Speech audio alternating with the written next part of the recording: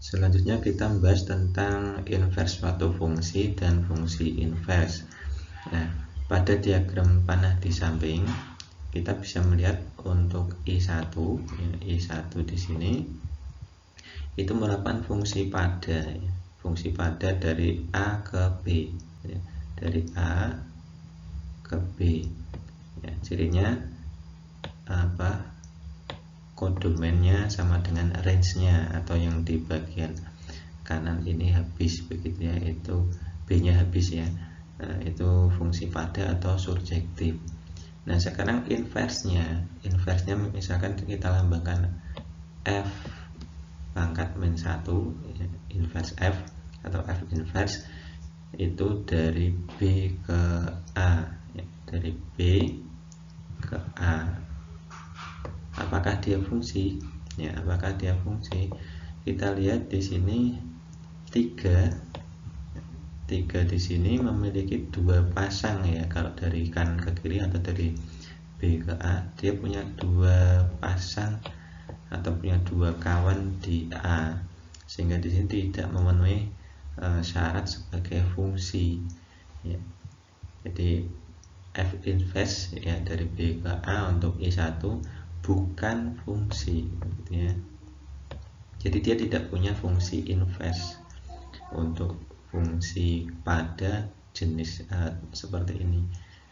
Kemudian yang I2 misalkan di sini ada fungsi G dari A ke B, dari A ke B ya. Ini bisa dilihat ini fungsi 1,1 ya, fungsi 1,1. Mengapa? Untuk setiap dua anggota berbeda di A itu punya peta yang berbeda di B ya. Dan di sini masih ada sisa 4, ini tidak punya kawan ya. Di B dia tidak punya kawan di A, tidak punya pasangan di A. Nah, ini fungsi injektif atau 1,1 ya. Sekarang kita lihat untuk fungsi inverse-nya atau kebalikannya dari B ke A, misalkan kita lambangkan sebagai G pangkat min 1 atau G inverse dari B ke A. Apakah dia fungsi ya? Ya, yang jelas kita bisa melihat bahwa 4 di sini ya, nanti dia sebagai domain, anggota domain ya, B ke A, dia tidak punya kawan, jadi otomatis dia bukan fungsi ya. Tidak punya kawan di A atau di kodomennya.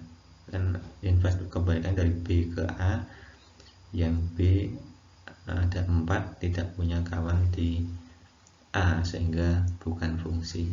Selanjutnya untuk yang terakhir yang I3, kita punya fungsi H dari A ke B, dari A ke B, fungsi bijektif ya, atau fungsi 1,1 pada atau korespondensi 1,1.